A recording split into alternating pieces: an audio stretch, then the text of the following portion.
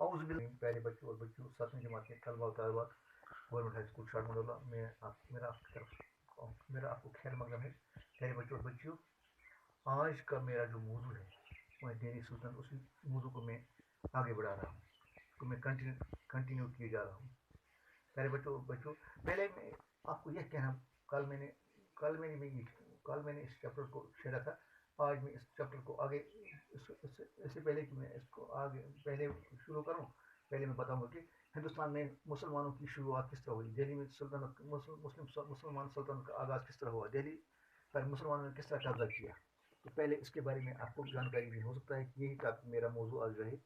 تو پیارے بچوں اور بچیوں، دہلی دہلی پر پہلی بار سلطان محمود غوری نے قبضہ کیا. دو جنگیں اس کے لیے لڑی گئی، ایک ترائن اور Taraori. First battle of Tarain and second battle of Tarain. پہلی بیٹل جو ہوئی first battle of Tarain, first battle of Tarain. پیارے بچوں اور بچوں، آف ترائن یہ 1191 میں لڑی گئی. سلطان محمود غوری جو افغانستان کا بادشاہ تھا، اور یہ ہندوستان دہلی کا جو بادشاہ، اس اجمیر اور دہلی کا جو حکمراں تھا پرتھوی راج چوہان. پرتھوی راج چوہان پرتھوی راج چوہان یہ راجپوت راجا تھا.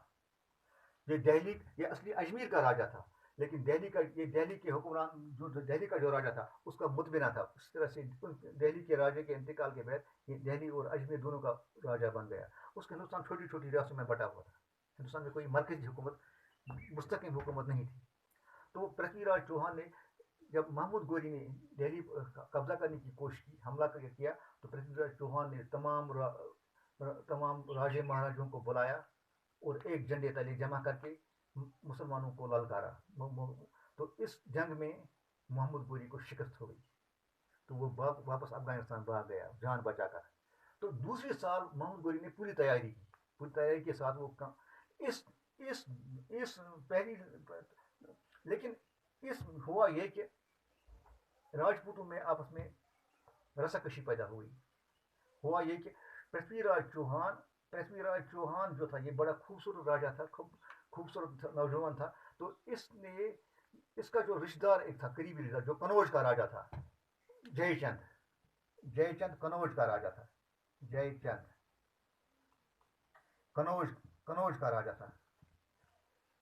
کنوج کے راجے کے درمیان ان کے دستی رشتہ. لیکن کنوج کے راجے کے ہاں لڑکی تھی سنجوگتا. میں آپ کو بتاؤں، سنجوگتا اس کی لڑکی تھی. وہ بڑی خوبصورت. تو اس زمانے میں جو رشتہ ہوتا تھا تو تمام راجوں کو، تمام بادشاہوں کو بولا جاتا تھا.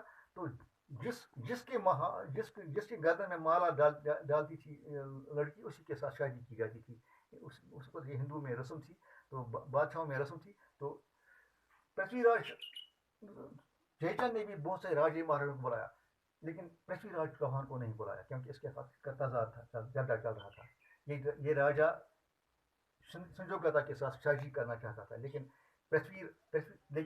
جے چند اس کے حق میں نہیں تھا. تو کیا ہوا، تو تمام راجے، اس کو پنڈال لگا ہوا تھا، تمام راجے مہاراجے وہاں پر موجود تھے، نوجوان راجے تھے.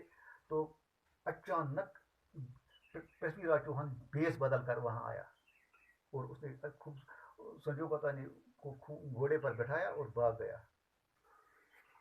سنجوگتا گھوڑے پر تو اس طرح سے جے چند پورا دشمن بن گیا. اب کس کا؟ پرتھوی راج چوہان کا. تو اس نے محمود غوری کا ساتھ دیا. اس کے جو ہم نوا تھے، وہ اس کے جو ساتھی تھے، جس کے جو راجے، اس سے بھی ہو سکتا ہے، ظاہر بات ہے اس کے بھی کچھ سپورٹر تھے اس کو راج. تو انہوں نے جنگ میں کس کو ساتھ دیا؟ محمود غوری کو.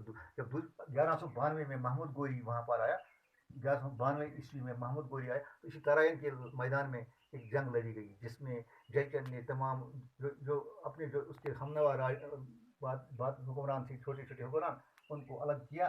تو اس طرح پرتھوی راج چوہان اور اس کے ساتھیوں کے درمیان مقابلہ کرتے، محمود غوری کا مقابلہ کرتے رہے. تو آخرکار پرتھوی راج چوہان کو شکست ہوئی اور اس کو قتل کیا گیا. تو محمود غوری نے دلی پر قبضہ کر لیا. تو اس نے دہلی میں اپنے نائب سلطنت، اپنے فوج کے کمانڈر ان چیف قطب الدین ایبک کو دلی کا وائسرائے مقرر کیا. تو اس طرح سے دلی پر مسلمانوں کی حکومت کا آغاز شروع ہوتا ہے. قطب الدین ایبک نے جو پہلا کام کیا اس نے دلی میں ایک مینار تعمیر کیا جس کا نام ہے قطب مینار, جو مہرولی جگہ ہے دلی میں, ایک ایریا ہے مہرولی کے پاس ہی واقع ہے. اور پہلی مسجد جو ہے مسجد قوت اسلام وہ بھی اسی نے تعمیر کی. تو قطب الدین ایبک نے بڑے سلیقے سے حکومت کی, بڑی اچھی طرح حکومت کی, نظم کو سنبھالا, ارد گرد کے علاقوں کو فتح کیا. تو لیکن زندگی نے اسے وفا نہیں کی. بدقسمتی سے 1210 میں جب وہ پولو کھیل رہا تھا, گھوڑے پر پولو کھیل رہا تھا, تو اچانک وہ گھوڑے سے گر پڑا اور اس کا انتقال ہو گیا. تو قطب الدین ایبک کے بعد, انتقال کے بعد, لیکن قطب مینار ابھی ادھورا رہ گیا تھا. قطب مینار ابھی ادھورا رہ گیا تھا. قطب الدین ایبک کے بعد اس کا جو داماد تھا شمس الدین التمش. اچھا, یہ جو دہلی یہ جو قطب الدین ایبک جو تھا, اس کی میں آپ کو کہنا بھول گیا پہلے بچوں, یہ غلام تھا, محمود گوری کا زرخی غلام تھا, ایک سیاہ رنگ کا ترک غلام تھا, کالے رنگ کا. تو قطب الدین ایبک نے اس کو خریدا, اور محمود گوری نے اس کو خریدا اور اس کی صلاحیتوں کو آگے پنپنے کا موقع دیا. تو اس طرح سے آہستہ آہستہ ترقی کرتے کرتے یہ ان کا چہتا بن گیا اور فوج کا کمانڈر ان چیف بن گیا, اور قطب الدین ایبک شہاب الدین محمود گوری کا داماد بھی بن گیا. اپنی بیٹی بھی اس کی نکاح میں دے دی. تو اسی قطب الدین ایبک کا ایک غلام تھا شمس الدین التمش. اس حکومت کو غلام خاندان حکومت بولتے ہیں, سلیو ڈائناسٹی کی حکومت بولتے ہیں, خاندان غلامان, کیونکہ یہ اس خاندان کے اکثر حکمران جو تھے وہ یا تو غلام تھے یا غلاموں کی اولاد تھے. تو اس طرح سے شمس الدین التمش جو تھا یہ سریر آ رہا ہے تخت ہوا. 1210 میں تخت پر بیٹھا, اور اس نے پوری طرح دلی میں امن امان بحال کیا, ارد گرد کے علاقے فتح کیے, سلطنت کو وسعت دی, قطب مینار کو جو ادھورا رہ گیا تھا تعمیر اس کو مکمل کیا, اپنے آقا کا جو تعمیر کا تھا اس خواب کو شرمندہ کیا, اور اس کا ہندوستان پر بڑی اچھی طرح سے شان بان اور آن کے ساتھ حکومت کی. اور جب اس کا انتقال ہوا تو اس نے ایک وسیع و عریض صدر اور ایک مضبوط اور مستحکم حکومت چھوڑ رکھی تھی, جو اس کے جانشینوں کے لیے سنبھالنا بہت آسان تھی. تو پیارے بچوں اسی کے ساتھ میرا موضوع کمپلیٹ ہوتا